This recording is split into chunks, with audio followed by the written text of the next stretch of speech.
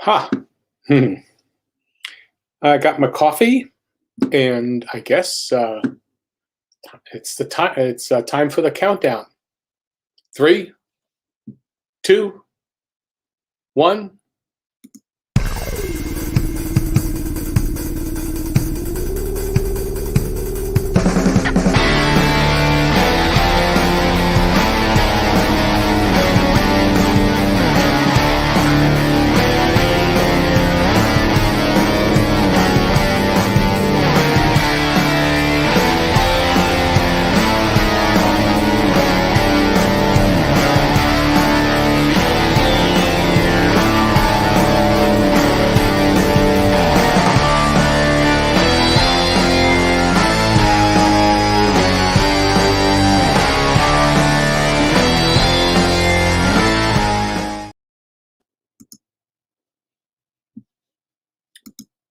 What are we doing here? What happened here? Stop it! Stop it! Stop it! Ha. Okay. I was having a problem with my camera. No, we're good. We're good.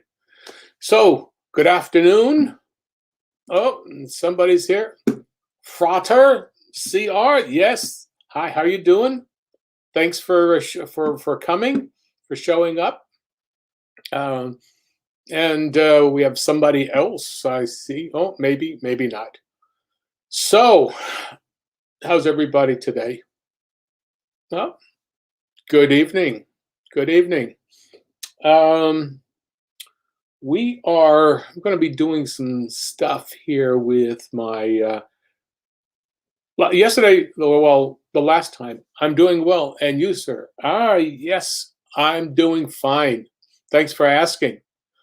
Um, Today I'm going to be doing. I'm going to showing you um, some of my how I put together my storyboard, my thumbnails. Uh, for example, like this.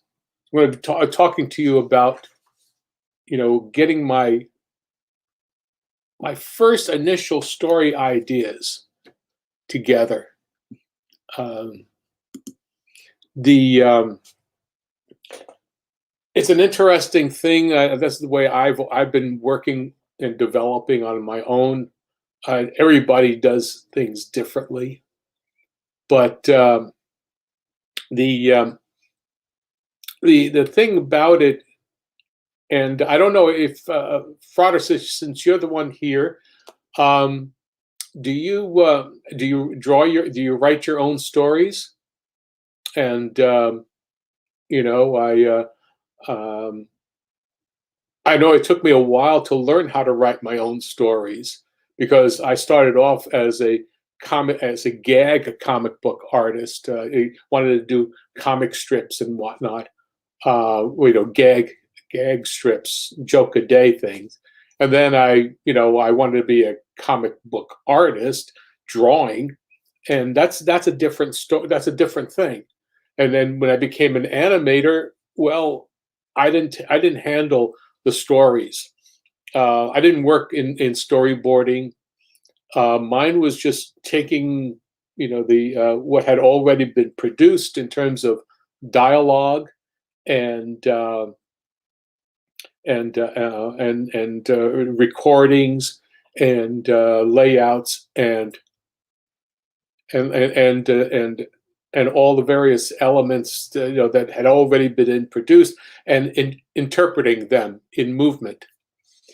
But then as I got older and more sure of myself in my drawing, I decided, I started to want to write, tell stories. But it wasn't until I was in my, I guess my early, no, sorry, my late 30s that I started developing my sense of writing. And it took a while, it took years to do that. And this is, I'm going to show you what works for me. And as both a writer of novels and as well as comic books. I wrote several, co-wrote with my wife, Kathy, several, five to be exact, specific, crime fiction novels, and those were, between 60,000 and 95,000 words. So pulled all that together, and we developed over a number of years this process that I'm doing. I'm going to show you now as I've carried over into comic books. So, and then we'll do, I might, once I get through this, I'll show you, I might do some drawing, you know. So let me get to this here. Frater, can you see this? Is everything coming across well for you?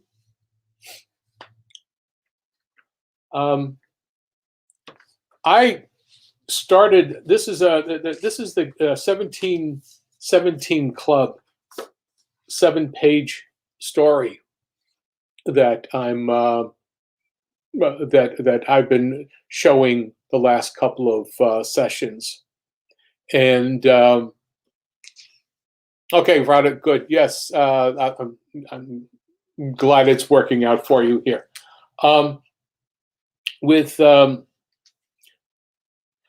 I would come out with, I came out with an idea, and I thought, okay, I want to do a, show us.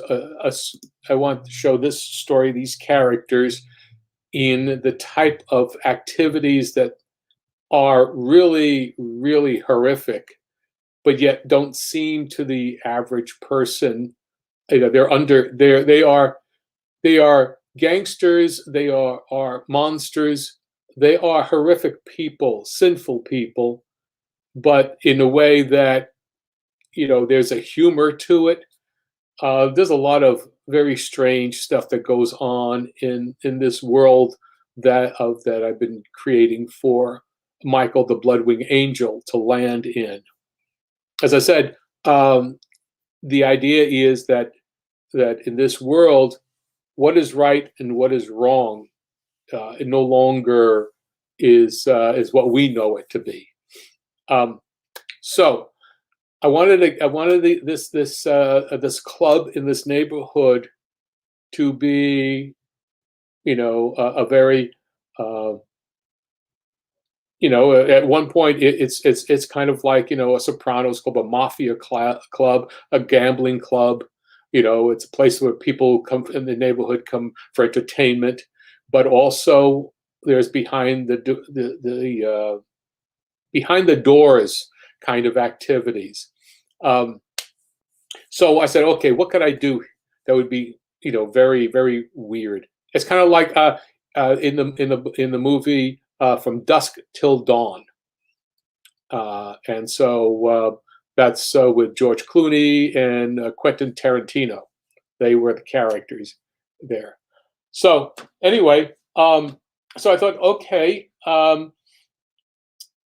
I started by jotting down ideas, and I put them up on Post-it notes.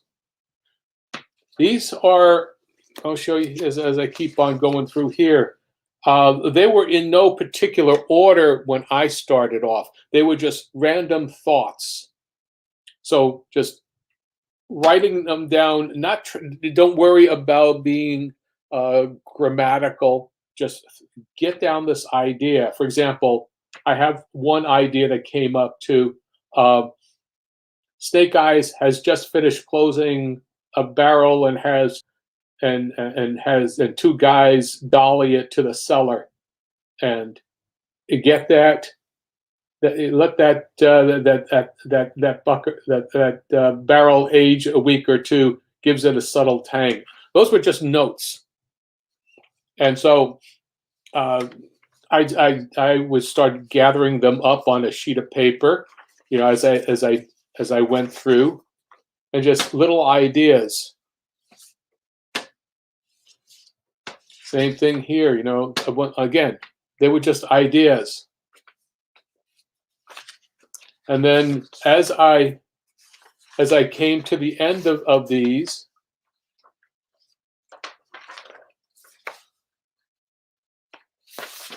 then I started thinking, okay, where can I place them as a story? And so the story is basically that I have you have to have a beginning, middle, and end. Well, you set up, okay, what is your what's the exterior, what's the locale, and I started doodling on a sheet of paper the facade, of, or at least it's not, it doesn't even have to be a facade, it's a just an attitude. So I started drawing this up as this is what the first page would be, as a flash panel. It's not a full flash page. It's just the opening, and that turned into that. I used this this as a starting point for me, because I said, okay, so what's the mood? And then finally, in pencil, I got to that point. But the important thing is I started to set up, when you're creating a story, everything you do is sets up for the next page. Let's see here. The point that I decided to do, and this will be, if you do not want to have spoilers, this is going to be a total spoiler, session. I will tell you exactly what I'm doing, what the story is all about, and even with the kicker at the end. If you don't want to know, please raise your hand now and leave. Frater, you're the one here that I can see. Anybody else here? Before I move on.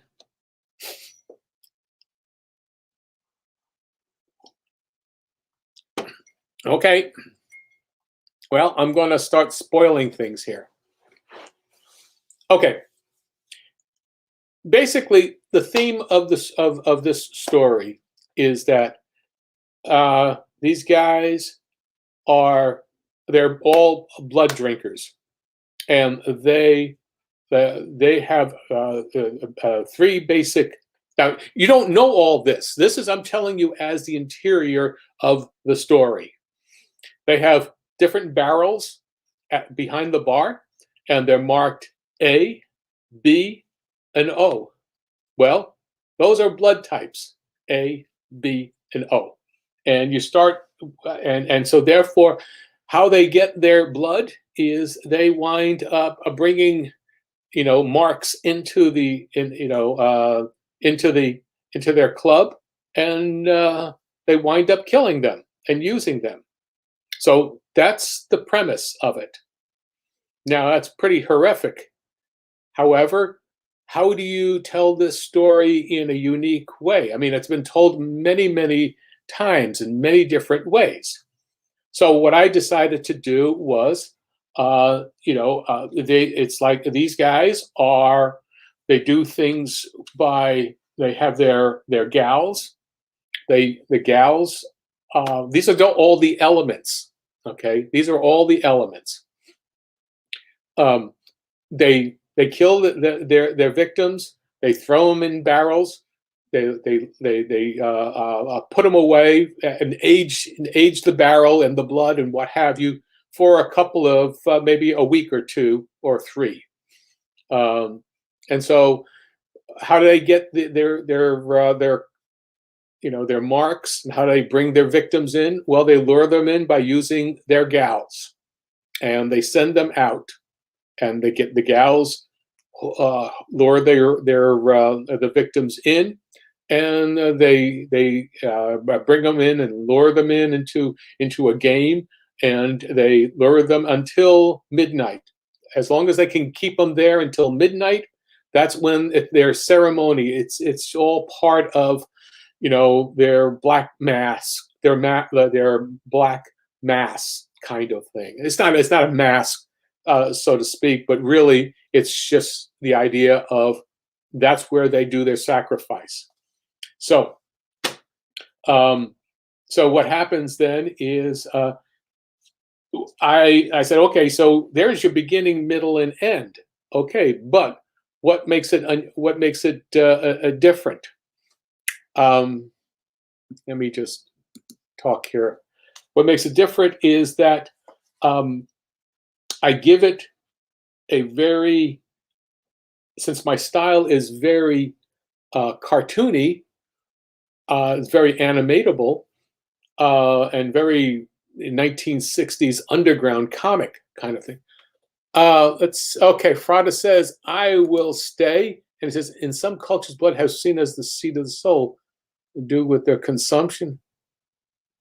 Actually, I have not gone through, I don't know. In this case, this is what they do.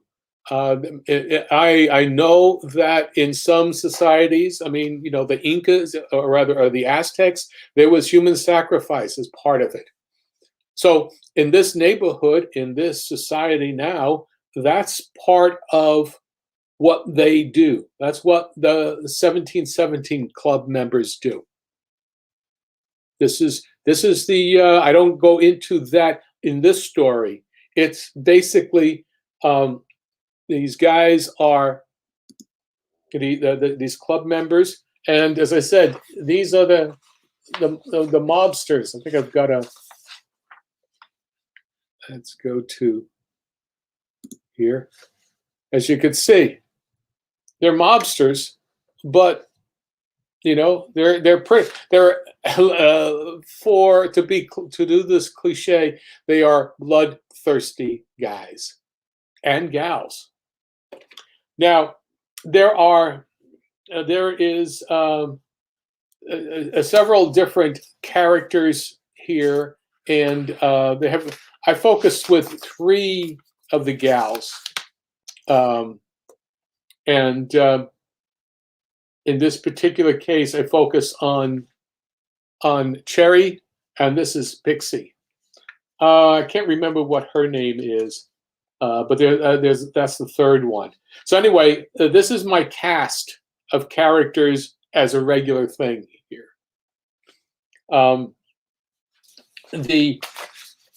So what I start off with is, given those elements that I've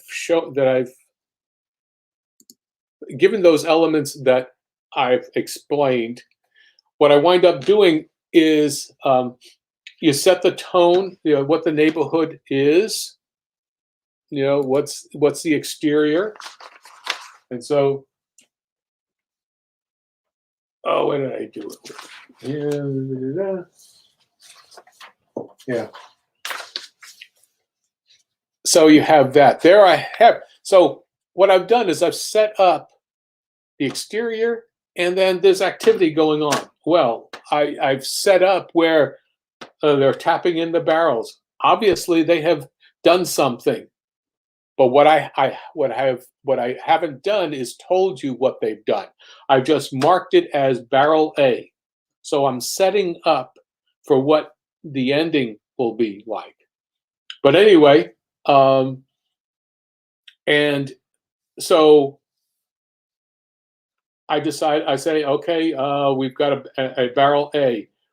This guy is taking it back, and he's telling the bartender, pour me a shot of B on the rocks. Well, obviously, that's blood type B. So that's what I'm doing. I'm setting things up. You don't know what it is. You just know that there's something interesting happening here. So that's what the first page. Get here. Page 2, and this is where, once again, where are we here? Yeah, in page 2, we've got our characters that are dealing with. Where is it at here? Anyway,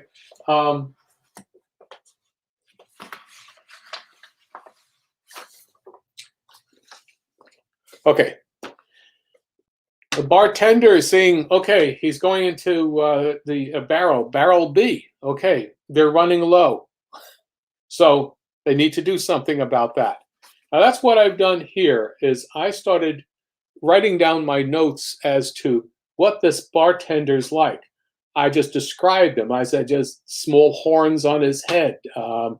Maybe he's got, maybe he has a skin condition. Maybe they're bumps. Maybe they are, maybe implants. I don't know. So, but whatever the case is, it looks like that he's got a demonic, features. So anyway, he tells the boss that they're running low. So the boss says, okay, Cherry, sniff one out.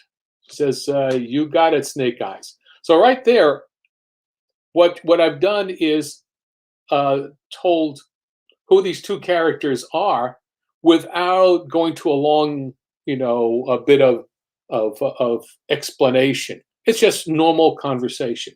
Then there's a second gal coming in and saying, "Hey, give me a shot."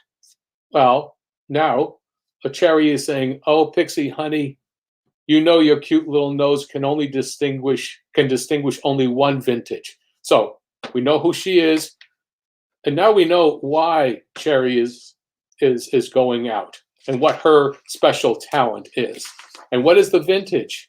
What are we talking about? And it creates questions. So when I was doing this, I just thumbnailed it. I had put together different tags. I said, okay, we have okay. There's a note here.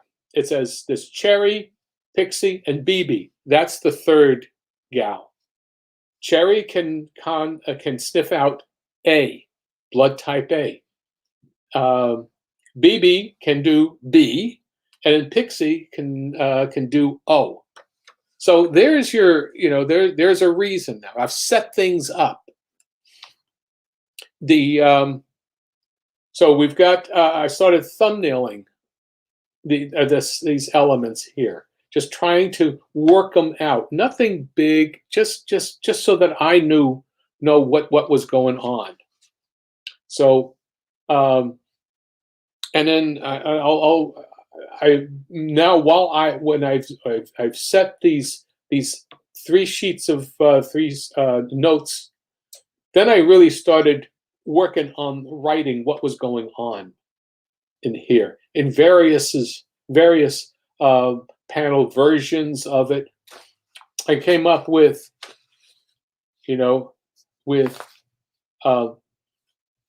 these characters here, as I said, that, and then interaction. Pixie, or rather,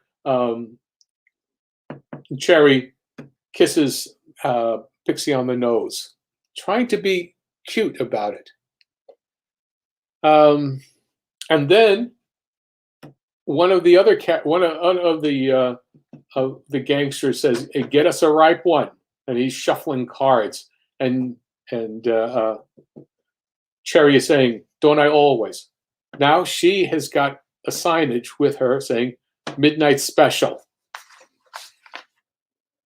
And let's see if I've got that. Okay, yeah. Here's something. That's what that bottom panel looks like now. So now in this in these 2 pages, we've really started setting up all kinds of things. Let's just see if someone here. Yes. Hello, ex-Manarchy. Hello. Thanks for coming by.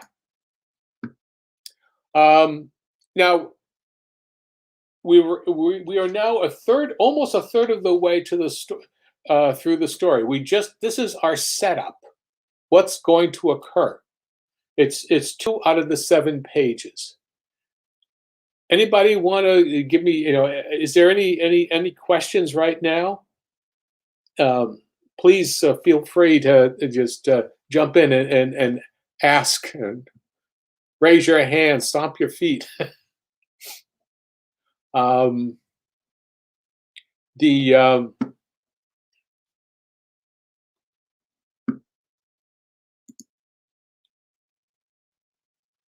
gangsters and vampires, a gangster club and a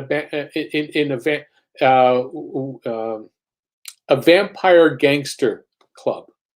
This is what it is. That's what we started with a half hour ago, and so I'm showing how this all works out in setting up the story.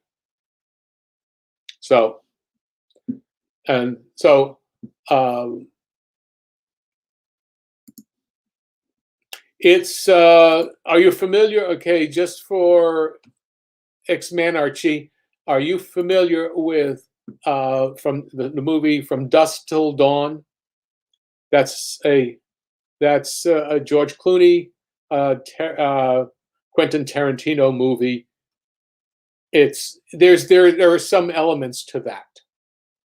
So anyway, so now we've reached that point where I've done the setup for the story, and carrying on with it. Now I decided, okay, I'll do, I've got the beats for this, and that is pages 3, 4, and 5 are will be the build up to it, and the build up to the climax, and that is, and in page 3, I've got my character Cherry has to hook a victim, entice them, and bring them in. Then you have to set up what's inside the club to make it enticing, that it's that there's a party going on. There's all kinds of things that are very good for a reason for the character, the Mark, to want to come in.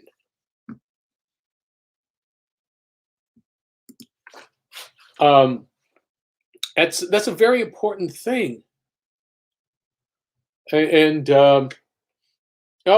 let's see. Joe D. McPhee says, "Sorry, I'm late on a call from 9 to 5. Oh, geez. Okay. Well,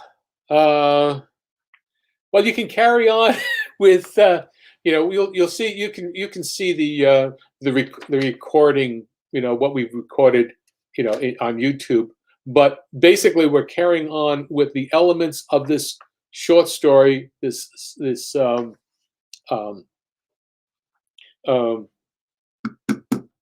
1717 Club. It's called the Midnight Special, and I've shown the various the beginnings of thumbnailing it, and now we're going through the story itself as to why I did what I did in terms of where everything is laid out.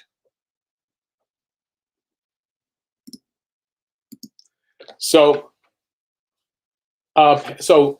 pages 1 and 2 sets up the situation. Pages 3, 4, and 5 has the have a have the developing the character being the mark, the victim being hooked in page 3 by Cherry. Then in page let me get here. Then in page 4, we now have him a bit more comfortable inside the club, and we see what the club is all about. We get to see, well, I'm just going to talk about that, and then and you see what the club is all about, and then Cherry brings the victim into the back room where they're playing strip poker. Okay, that's the development. And then page 6 and 7 are the climax, where we see, how what the midnight special really is, and what happens. Joe, just to let you know, if you don't want to know what this is all spoiler for the 1717 Club story. So you're going to get to see all the elements. And as a quick recap, the gangsters are vampires. This is how they fill their drinks, by getting marks into the club and sacrificing them and using and putting them into their canisters, letting them age. The blood has to go through an aging process, and that's where their drinks come from. So so if you don't want to see how this whole story plays in, the whole idea of this session is to show you how I'm using thumbnails, post-it notes, ideas, putting them onto sheets of paper, thumbnailing them, and then developing them into stories.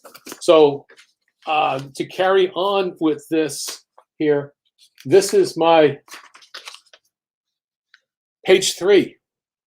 She goes out. Cherry's now going out there into the streets and enticing guys and looking for the right blood type, because she can smell out a blood type B. The other gals can only sniff out certain vintages, like blood type A or blood type O, and they're running low on blood type B, so that's why she's there. So anyway, we play around with the enticement, and I guess believe you've seen this one here. Showed that, I think, yesterday. That's how I've taken that element in, to show him in. So she's, and I wrote this down as a way of saying, feeds him a line, hooks him, and then reels him in. So that's literally the only thing I did. I wrote that as my notation. Now, as I'm writing this, I go through this dialogue and writing and saying, okay, she's sniffing, and she says, that's an A, that's a B plus, snuff, snuff, and then bingo, that's B. She says, hey, handsome. Who, me? And she says, yes, you. Don't be modest. You give off the most manly scent. Again, it's all part of the story. Just like to party? Well, there's one going on inside, and my date stood me up. Drinks are free. and he's hooked. Says, if it's free, it's for me, babe. So the guy is hooked. He's coming in, and so when they go into the club, which is page 4 of this, they're dancing away, they're singing away, they're having a good time in there. And again, all I did was for page 4 was on these notes are show ambiance, 3-piece combo with female singer on the stage, and just a $2 drink minimum. I decided not to go with that. I didn't. That wasn't necessary because I'd already changed it to drinks are free. So I'm good. I'm good there. So, and the third point was invite guy into the back room for a poker game. So that's what I've done here.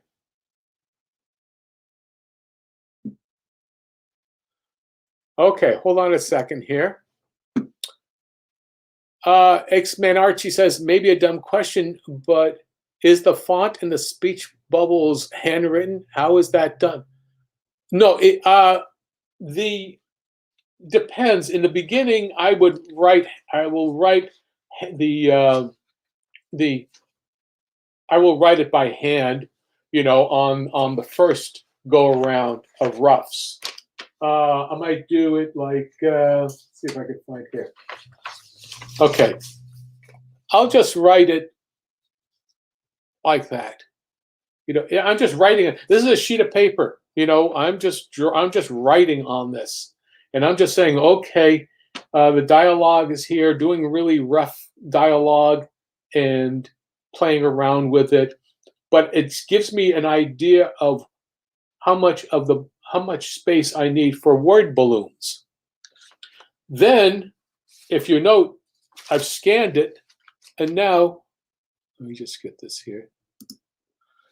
You'll see that I've got a little more room here, and what I've done is I've typed in.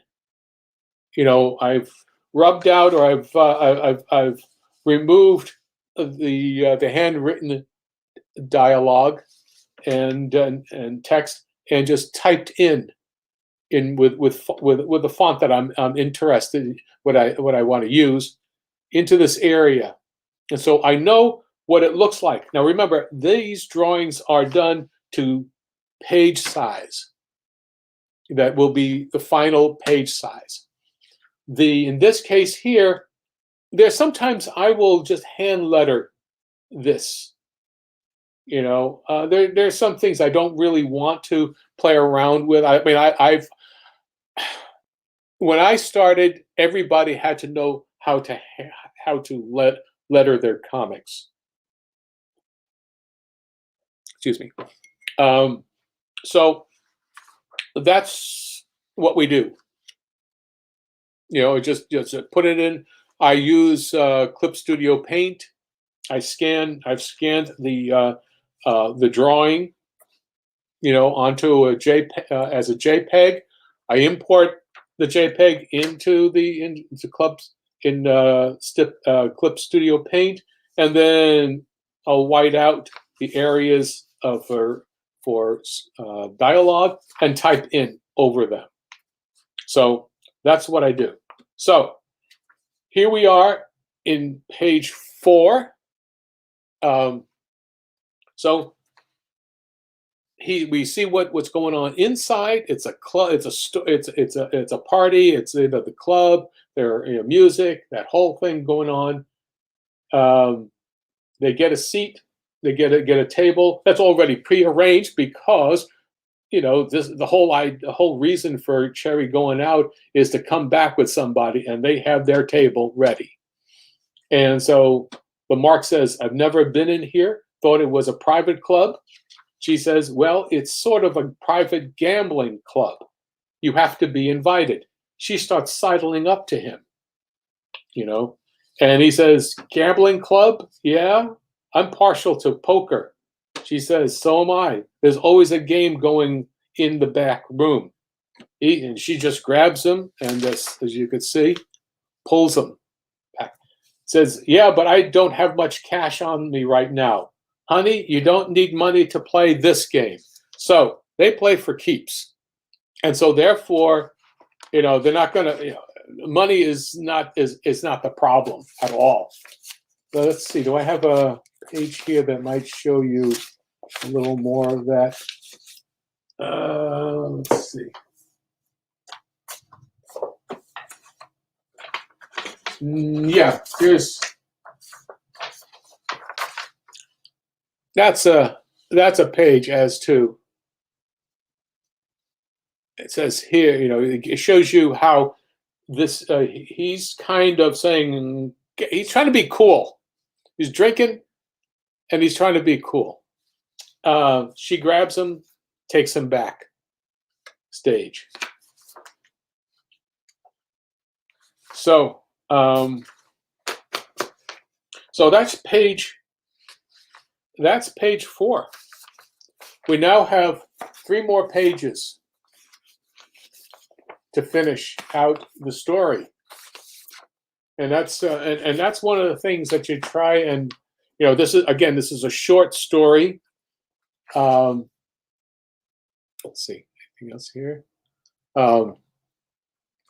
So I started off thinking, and what I did was I had a timing device, because it's setting to go to midnight, where the midnight special is supposed to be 9 p.m. Okay, so this is all going on for an hour.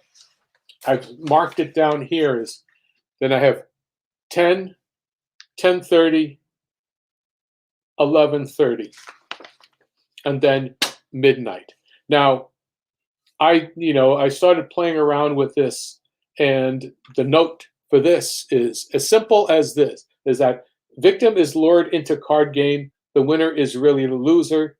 The gal keeps egging victim into winning bigger and bigger pots until midnight, when the time is right to cut off his head.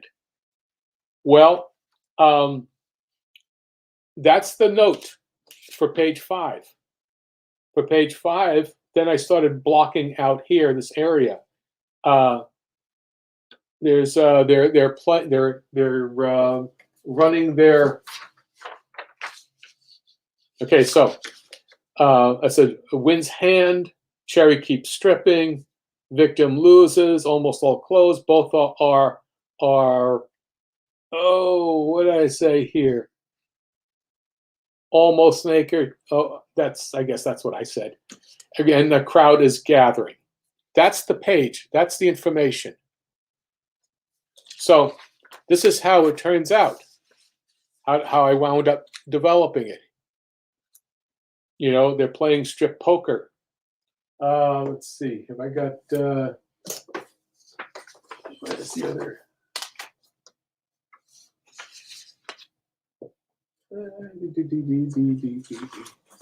Okay, yeah. So you got your 10 p.m. playing strip poker. If one of us totally stripped by midnight, there's a big treat. Oh yeah. Then it's 10:50. She's got her top off, completely off, and then he's taking off his shirt. Meanwhile, a group, the crowd is starting to gather, especially if it's a card game. But all these other gangsters, they know, they're going to get this mark sooner or later. 11:50 is where the point is. They're just about ready to go. So these are the story points. 11:50. He's taking off his pants. All he's got left on is his shorts. And he says, almost there, one more hand. But now you have a guy, the bartender, showing up. And again, This is all the storytelling is setting up. This is page 5. I make sure that you almost see a weapon of some kind. You don't quite know what it is. I mean, I haven't finished it, but this is the indication in this rough. So 1150. So in this one here, then page 6 is midnight, and then we'll just run through this quickly. But again, my biggest note was slash, and cards go flying, and they got to get this guy set together. And I started playing around this here. So because you got your page 6 and page 7, which is the beginning. This is the payoff, what the surprise is, and how it ties in with the opening page.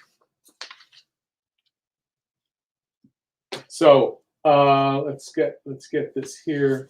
I think I've got pages. Yeah, let's do this.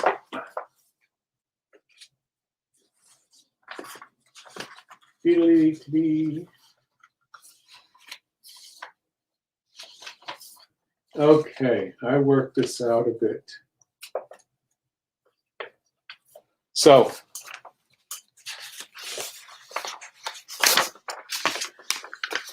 1150 here. Okay. Then it's midnight. And she strips. She drops her trousers. The crowd is here already. And midnight is him. One of the guys shouts out, midnight. And she says, time for a special treat. Okay, sweet cheeks, give me some of that midnight special. Coming right up, samurai sword, coming right up. That's page 6. Page 7, they've gathered the body up. They're gathering, they're trying to keep. Now this is comic book, but I'm doing it, blood spurting out. The gangsters are coming in with buckets, making sure they don't spill anything. They got a canister. They've got a barrel ready for him. Type B.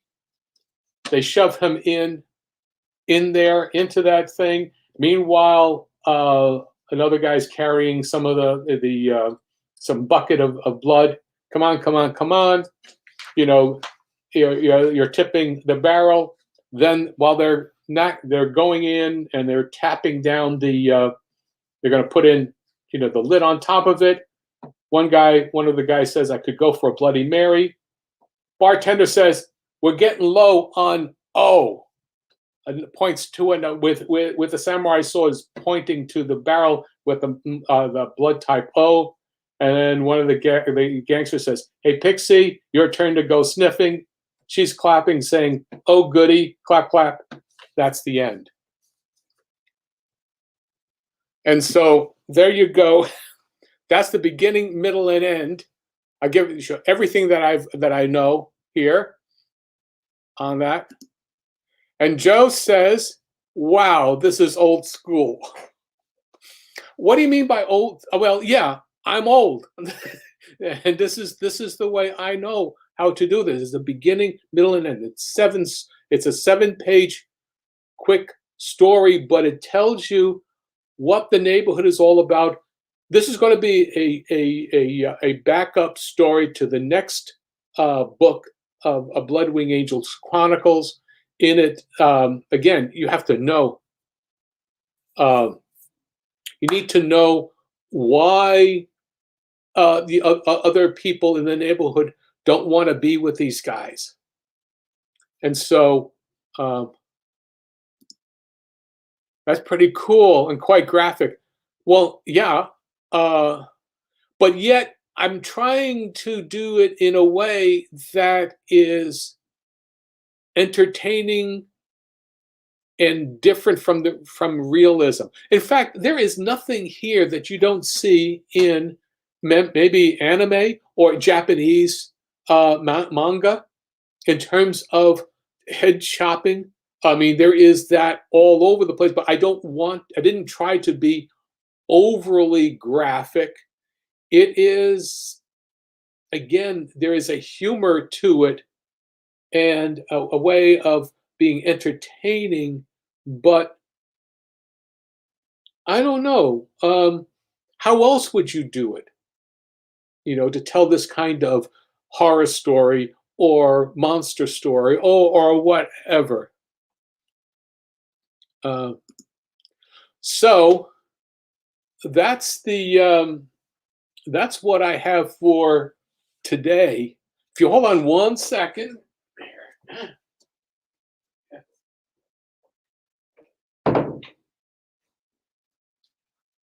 Sorry, I had to go and lock and shut that door here. So, sorry, the storytelling is old school. It's not grim and gritty, but it's dark and morbid. It's very subtle until story hits you with that pow moment. And that's what I believe is a good, satisfying story. I meant nothing wrong with it. No, that's fine. I didn't. No, it's just a conversation. Yeah, I don't think it could have been told any other way. Well, I mean, maybe there is another way. I don't know. This is my way of telling the story. Now, and I want you to be able to see, and in fact, the whole idea of these 1717 Club stories is to perhaps have something that will lend you to understanding the world that Michael is finding a place in and dealing with what the people are like without Michael's story is very long, so it's good to have snippets of other things happening where you have a complete story that whets your appetite for more for the longer story as well. Joe says, I'm loving the dialogue as you do this. Okay. So, if you note, I have not used a lot of dialogue.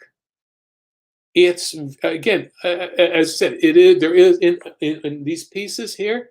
I mean,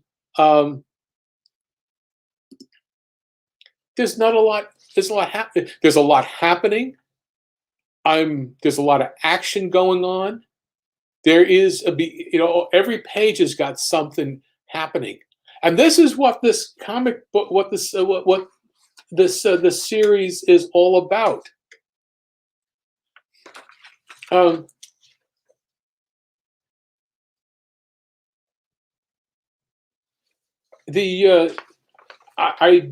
don't shy away from the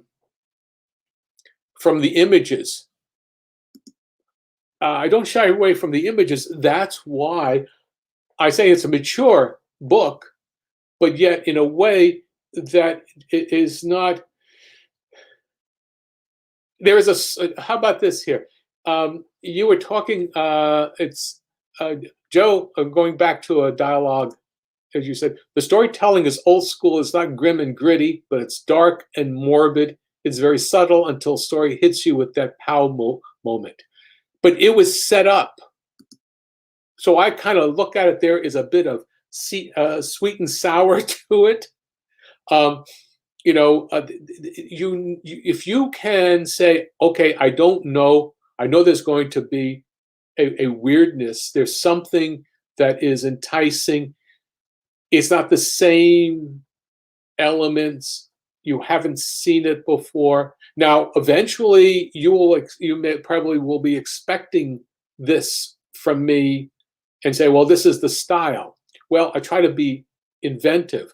Right now, this hits you, I think, because you've not seen this before. But let's see here.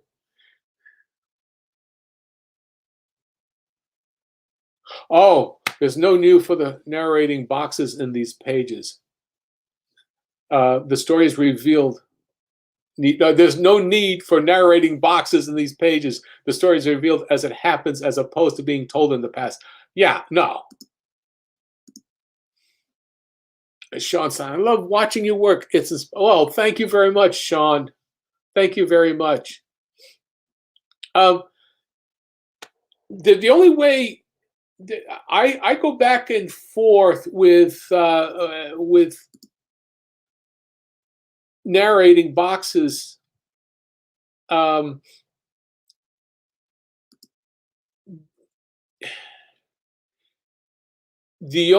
way I have a narration is when with Michael at times having to give an impression to of how Michael feels about what's going on, and because it's a chronicle, I feel that it's almost like an interior monologue that she's relating to somebody or he's relating to somebody afterwards. But it's a way of dialoguing with the reader and letting you know the elements of how Michael feels, because he doesn't have have anybody to talk to, and you can't really, So anyway, you'll see what I mean with the when you get the first book in the series, you'll see what I mean by that. But outside of Michael, everything is as it happens. So that's the elements that I'm doing. I'm trying to develop you as Joe says. It's old school, but yet I'm trying to make it feel different and today. Frada says, how will the coloration will look bright and conscious? If you go to my Indiegogo campaign right now, you go to let me post this. I will, in fact, if I scroll this here, let me let me put down the banner here, the ticker. Okay, if you go to Indiegogo at Bloodwing Angel Chronicles, you will find that. Let me put in this here. Let me get here. Bloodwing. Where is the Bloodwing? Okay, here we go.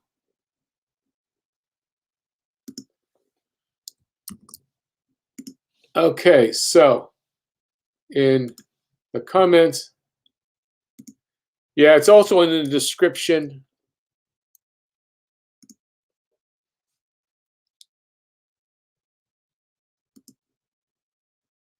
That's, as I said before, that's what it is. You will see all of the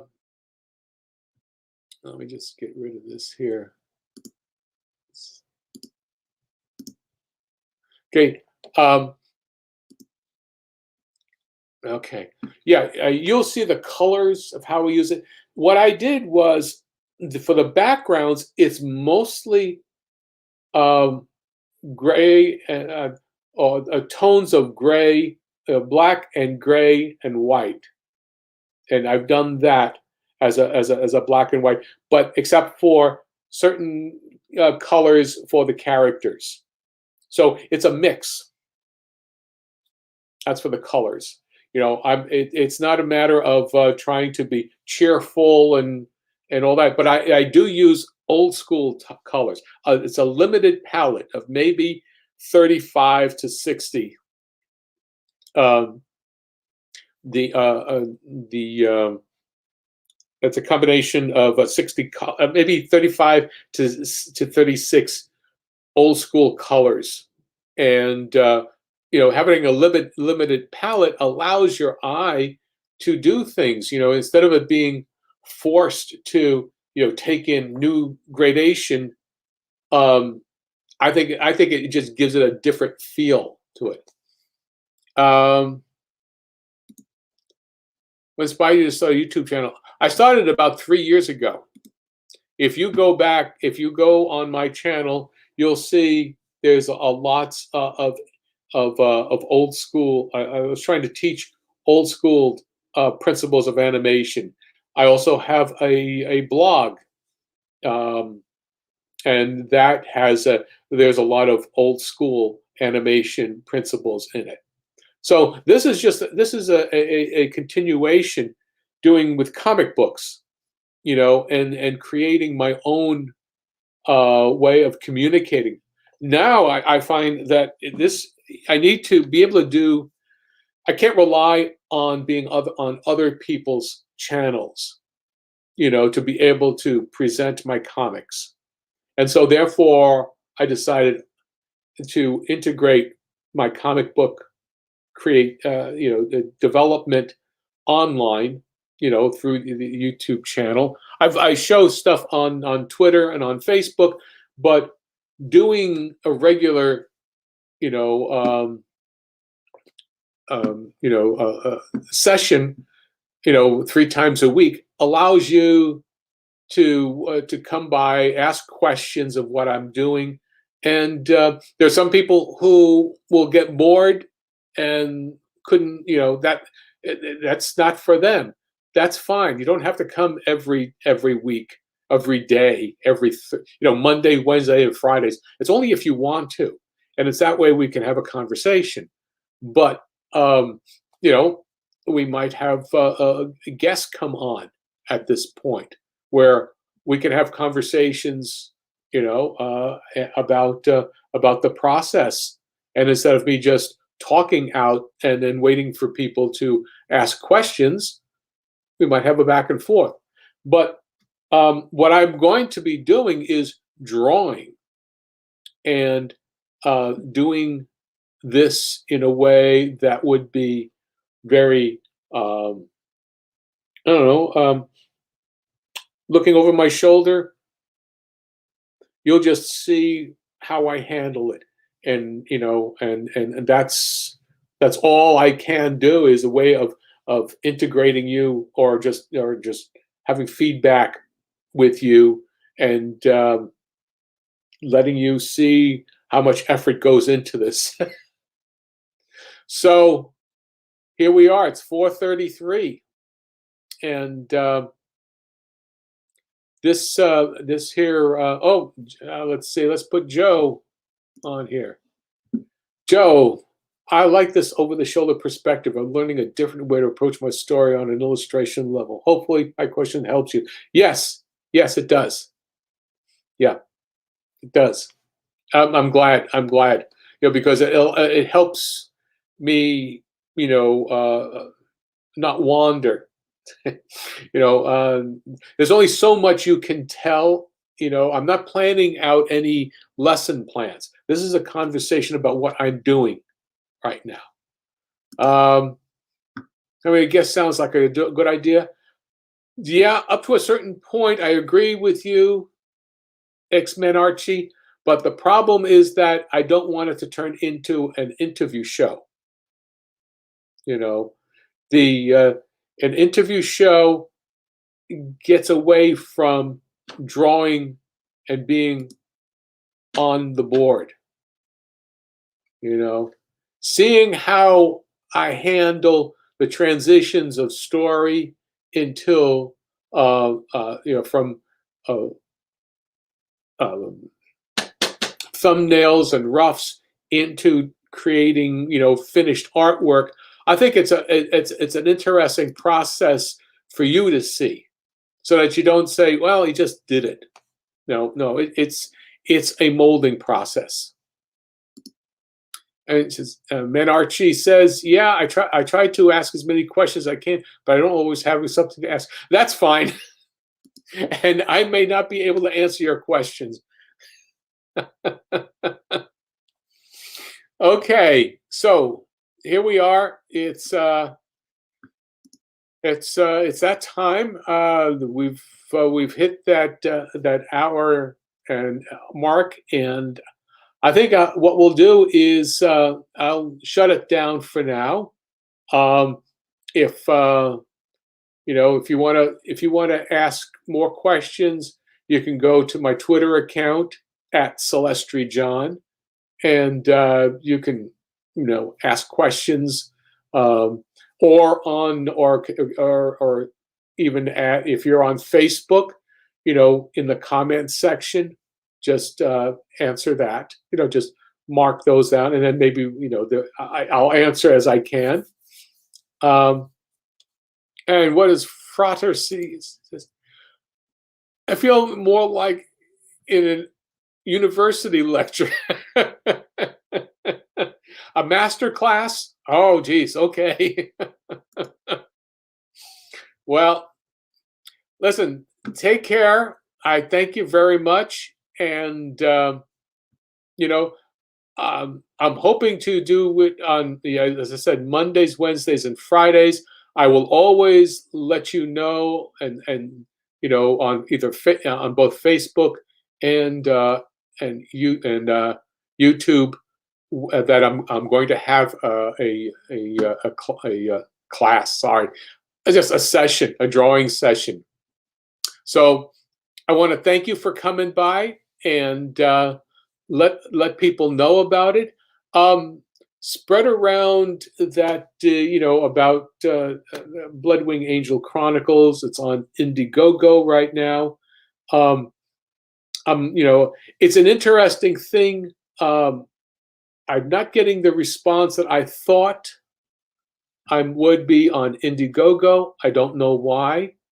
I've tried, reaching out, and it doesn't seem to be ready. I mean, I set it very low because I had done the campaign in Kickstarter, but I thought there would be a different a group of people in Indiegogo that would be interested in this particular series. So we'll see what happens. Hopefully, it will make the very short amount of money, small amount of money, but I'm just interested as to what it is. I may not be, if you are in Indiegogo, and if you know people who have, support Indiegogo projects, let me know, quite honestly, what it is that I'm missing. Is it something that I've done? Is it the subject matter, or what have you? Anyway, it's good for conversations. I'm going to be carry on for the next little while. I'm going to shut down now, but to finish this off, Menarchi, yes, thank you for the stream. It was enjoyable. It was interesting to listen to someone talk about their passion. Have a nice day. You too. And have a nice day, all the rest of you. You take care now, and I will see you next week. Bye.